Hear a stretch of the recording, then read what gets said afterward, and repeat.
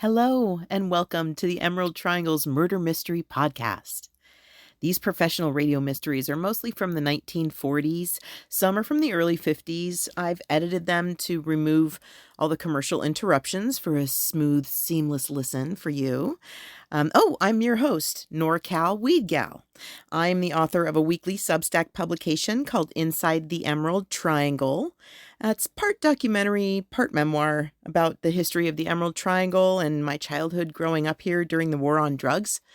You can subscribe for free and follow along. And thanks to those of you who already are. It's like theemeraldtriangle.substack.com. And so we didn't have a television when I was growing up here. Most of the time, we were way in the wilderness of Trinity County. And my mom had a collection of these old radio mysteries on cassettes. And I'd listen to them over and over, just imagining the details like a movie in my head. And so I became real familiar with the lost art of theater of the mind. Enjoy. A strange story. The witness at the fountain.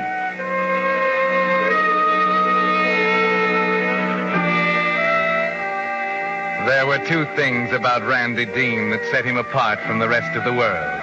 Basic inner things that made him different. The first one was clear enough on first meeting. He was a newspaper columnist, of course, but in a world of happy-go-lucky newspaper men, Randy was careful and methodical, living his life according to plan, scheduling each day down to the minute. No, there was nothing slovenly or happy-go-lucky about Randy. He'd mentally blueprinted his future on the first day he went to work on the Harristown Tribune some years before, and had set to work building his career like a ship. In the course of construction, naturally enough, he came to New York, took a position on the Star Express, and, according to plan, married the publisher's daughter. And now, though he was a syndicated columnist at the top of the ladder, he saw no reason to let down. The methodical planning, the schedule, still went on, from major events at the newspaper right down to the problem of his white shirts. Cynthia! Cynthia, where are you? Cynthia! Yes, Randy? Come here a moment, will you? Just a minute. Put the eggs on, will you, Anna? Mr. Dean will be ready for breakfast. Yes, dear? It's 7:55. You're behind schedule. I've been looking for a white shirt for the past 10 minutes. Where did Anna put them? Oh, I forgot to tell you, dear. She didn't send them out to the laundry until Friday. Friday? They go out on Wednesdays. She knows that. You have to make allowances, dear. After all, the poor girl's just become engaged. Hang it, Cynthia. Her engagement has nothing to do with it. The point is that white shirts are scarce as hen's teeth, and unless she sends them out on Wednesday when she's supposed to... Not so loud. She'll hear you. I don't care if she does. It's about time somebody talked to her. It isn't only the shirts. My gray sharkskin suit is still hanging in the closet. What about that? It's Monday, darling. My suits go to the cleaners Monday morning. I've told her a dozen times. But you won't wear it again for weeks. I want it ready when I need it. All right, dear. I'll tell her. Now, you won't say a word to her about it at breakfast, will you? Oh, very well, Cynthia. I'll go and see how your eggs are coming. All right. Oh, Cynthia. Yes? No 2.5-minute eggs this time. 3.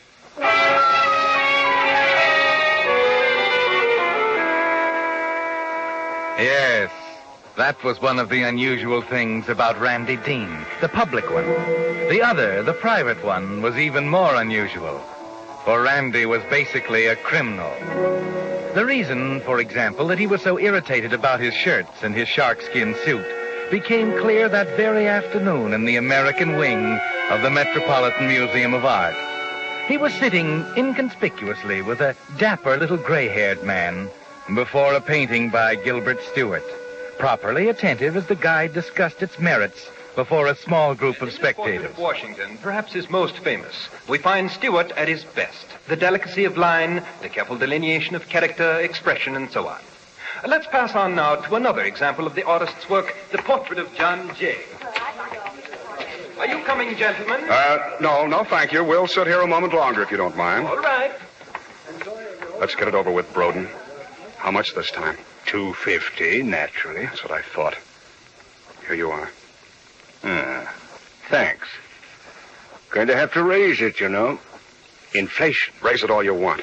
You'll still get $2.50. A rash statement, Mr. Dean, if I've ever heard one. You pay what I ask when I ask it. I have a career, too, you know. Oh, career? A more honorable one than yours, at that. At least it didn't include the murder of my first wife as the most convenient way of marrying a newspaper. And poison at that. The lowest form of murder, Mr. Dean. Be quiet, will you? Oh, we're quite alone, Mr. Dean. And I feel like talking. Yes, I had a career in mind, too.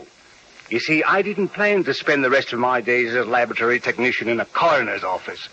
So when the post-mortem was called on the death of the first Mrs. Dean and I discovered poison in her stomach, I said to myself, Broden, here's opportunity knocking on the door like a woodpecker. No use sending the poor man off to the gallows. He'll be grateful to you. Be happy to support you the rest of your life. You're a born optimist, aren't you? I'm thoroughly practical, Mr. Dean. And what with living costs rising and all that, well, I'm afraid beginning next week it'll be $3.50. What? Right? I'll have to think it over. Otherwise, I simply write a letter back to Harristown. They'd be only too happy to exhume the body of poor Mrs. That's Dean. enough. All right. Now, where will I meet you next week? I'll call you. Just tell me where I can Oh, reach. no. I'll call you, Mr. Dean. Good day.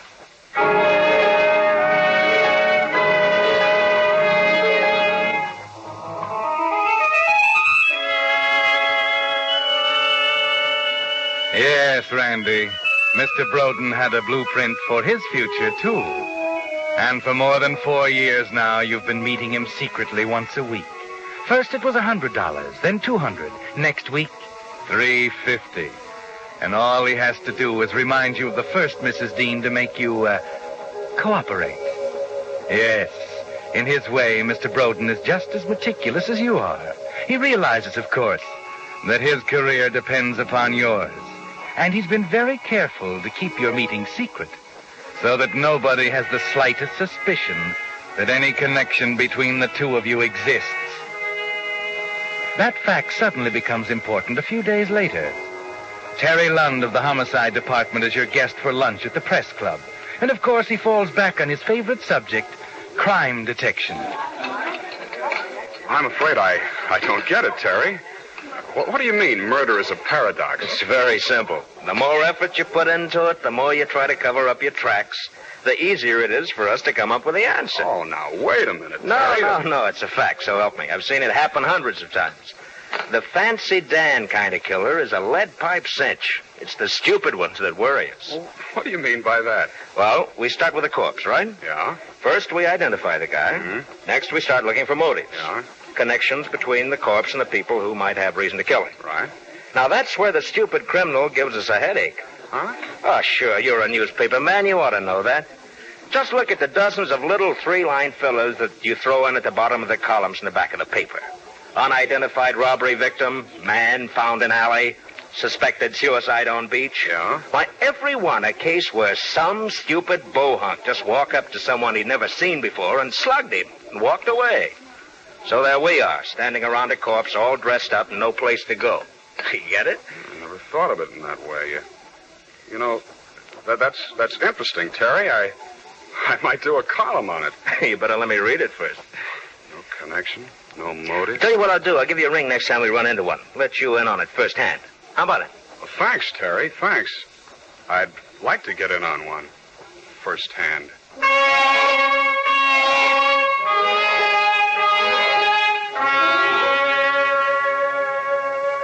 No connection, Randy. No way you could possibly be implicated should your friend, Mr. Broden, find himself in one of those little three-line fillers at the bottom of page 8.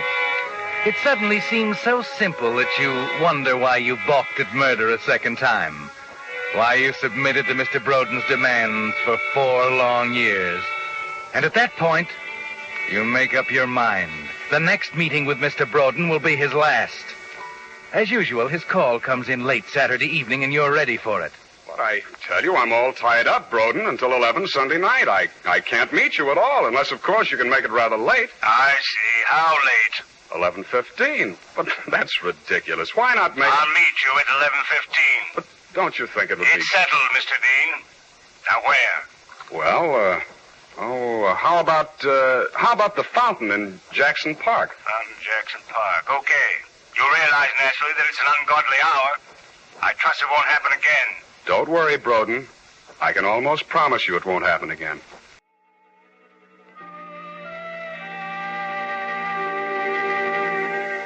So you've finally made your decision, Randy. Mr. Broden's appointment with you at the fountain at Jackson Park at 11:15 Sunday night will be his last. No more secret meetings, no more blackmail, no more threats. And it'll be the stupid type of murder, the kind of crime Lieutenant Terry Lunn told you it was almost impossible to trace. The kind in which there is no connection between murderer and victim, no traceable motive. Because you're positive that no connection between you and Mr. Broden will ever come to light. Both of you have been too careful to keep it a secret. But murder, even a stupid kind, is a terrifying thing. And it's hard for you to keep your mind on your work during the next few days. Harder still to sleep at night. It takes all your time, doesn't it, Randy? Just thinking about it. Randy. Huh? What's the matter, dear? You almost jumped out of your chair. You startled me. I was just thinking about Monday's column. Well, we should forget that old newspaper for 5 minutes. I'm getting worried about you. Randy, I was talking to Barbara Melvin today. She and Jimmy are coming over Sunday night, you know. What? What did you say? The Melvins, dear. You knew they were coming for dinner Sunday night. You didn't tell me anything of the kind. I'm sorry, Randy. They'll have to make it another night. But, dear, it's all set. I'm sorry, Cynthia. Sunday night is out. I'm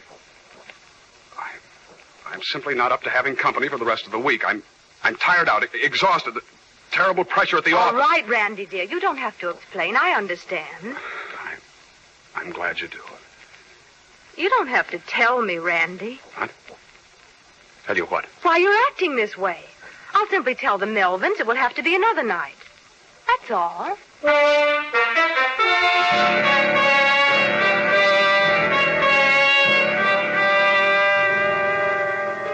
Yes, Randy, it does make you a little jumpy, doesn't it? But you keep telling yourself it's worth it. That after Sunday night, you'll be a new man. And strangely, when Sunday finally arrives, you discover you're more relaxed, cooler than you expected to be. It's 6 o'clock when you stop at the corner drugstore on the way home for a box of sleeping powders. Here you are, sir. That'll be 52. You say this is perfectly harmless? Oh, yeah, sure. Wouldn't make a habit of it, though. Yeah, 55, 75 a month. Tasteless, huh? Almost. Might take it in orange juice or maybe wine.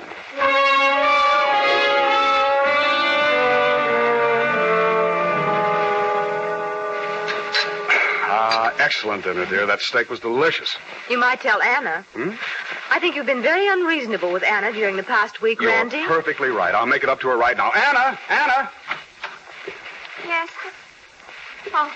Oh, your coffee. I Oh, forgot. not at all, Anna, not at all. I want to ask your forgiveness.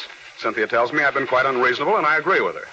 Oh, Mr. Dean, I don't know what to say. Well, let me say it then. I'm sorry. It's quite all right, sir. And now I think it's high time we did something about your engagement, Anna. A toast. That's it. A toast. A toast? You sit right down here in my chair. I'll go out in the kitchen and pour the wine.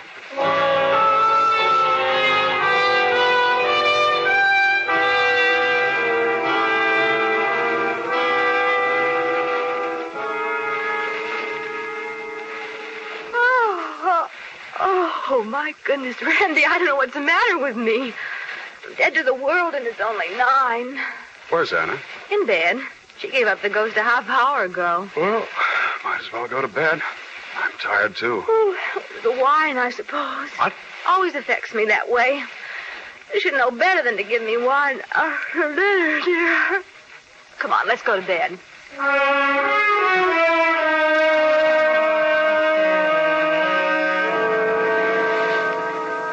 Yes, Randy, it must have been the wine. By 10 o'clock, Cynthia's sound asleep. Both she and Anna would swear you were here all night. But it will never come to that, will it?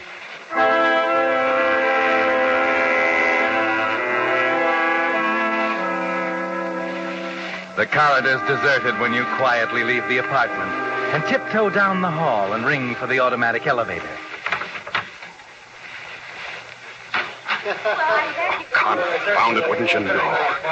What's keeping that elevator? We're lost, Joe. Which way's the elevator? Well, right around the corner to your right. Okay, thanks a lot. We'll Thank heaven. Oh, yeah, here we are. Hey, hold it, will you? I guess somebody's in a hurry.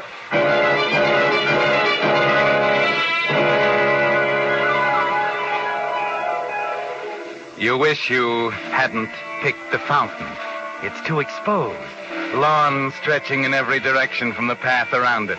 The shrubbery and trees at least 50 yards away. But luckily, the light over the fountain is blown out. The darkness will cover you.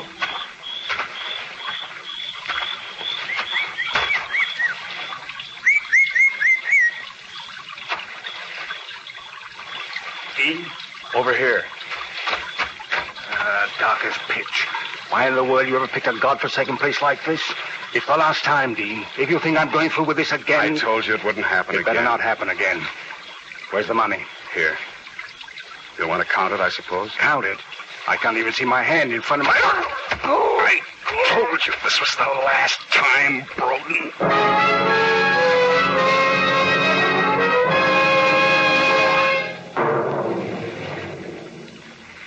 It's all over now, Randy. You let him slump to the ground. Yeah, Broden. The last time. Now, his identification. The contents of his pockets. Suit label, laundry marks. It should only take you a minute. And then... Down this way, Eddie, by the fountain. Yeah. No way to run, Randy. Lawn in all directions. He'd be sure to hear you. And then you see a park bench a few feet away at the edge of the path. It's your only chance.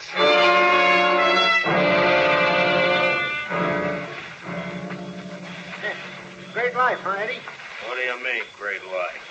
Yo-ho, for the life of a night maintenance man. Running around in the middle of the night hunting for blowing out bulbs. You says that light over the fountain? Yeah, I'll go back to the truck and get a lamp. check.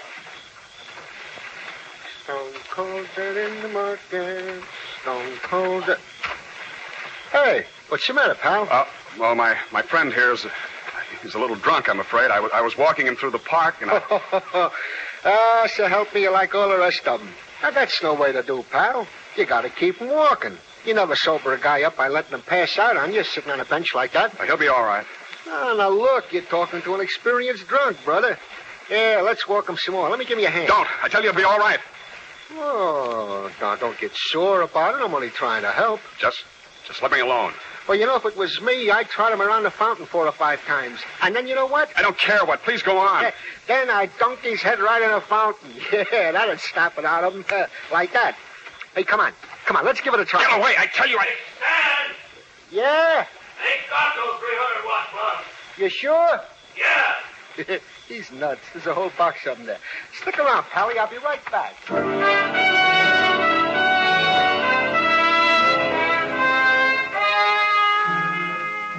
Your knees are so weak you can hardly get up off the bench as the night maintenance man walks back to his truck. You know you have about 30 seconds to get him across the lawn to the shrubbery. But somewhere you find the strength. The shrubbery seems a mile away, but finally you make it.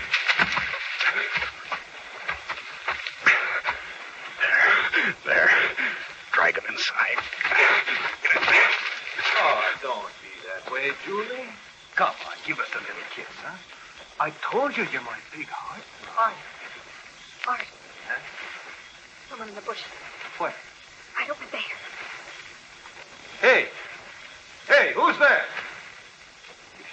I heard it. Okay, my friend, I'm coming in there. No. There he goes.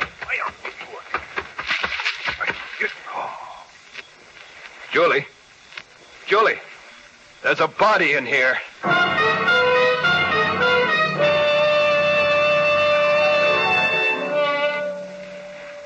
You thank heaven for the darkness. At least they couldn't see you. The maintenance man, that kid and his girl.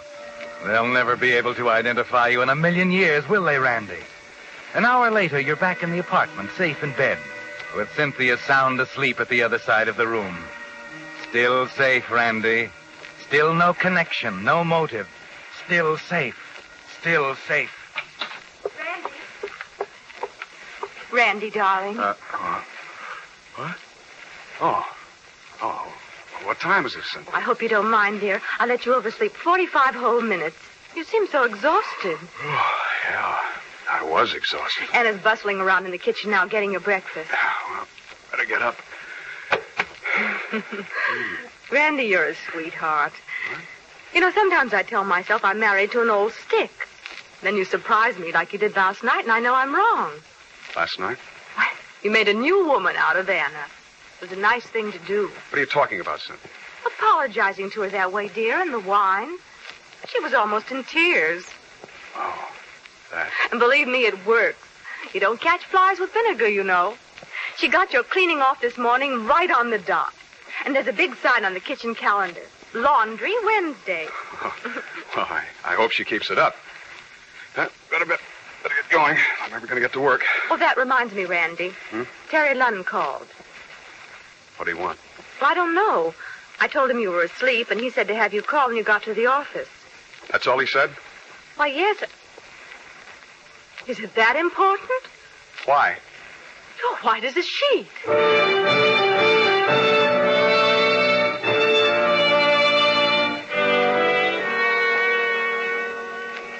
Police headquarters, Sergeant Baker. Lieutenant Lunn, please. Just a minute. Lieutenant Lunn. Terry, this is Randy Dean. Wow, Rip Van Winkle in the flesh.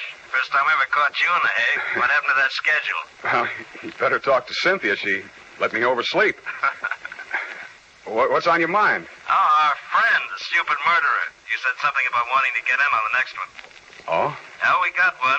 Kind of bum example, but I thought you might be interested. Guy got knocked off by the fountain in Jackson Park last night. Strangled. Oh, is that so? Yeah. You got any leads? Leads? Brother, we got the guy. What do you mean? That's what I mean by bad example. This time the killer was too stupid. Maybe you'd rather wait, Randy. Might be something more interesting turning up. No, Terry. I'll be right over.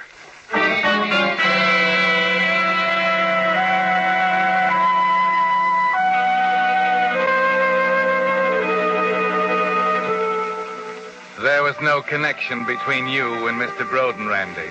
You repeat it over and over in your mind as you hurry across town to Terry Lunn's office in the homicide department. No connection.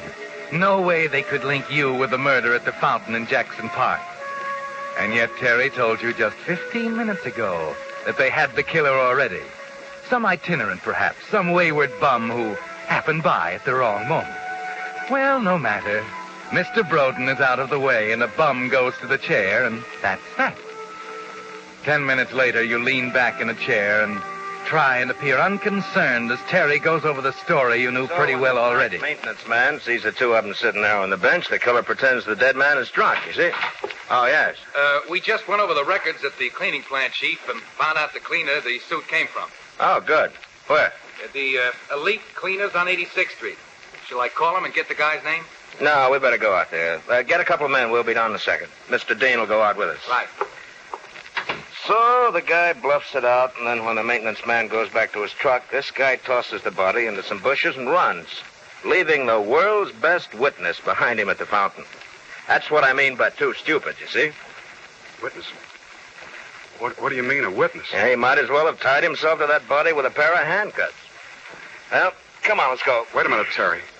Tell me what... He was all through the minute he left his suit at the cleaners this morning. What do you mean, witness? The bench, Randy, the park bench.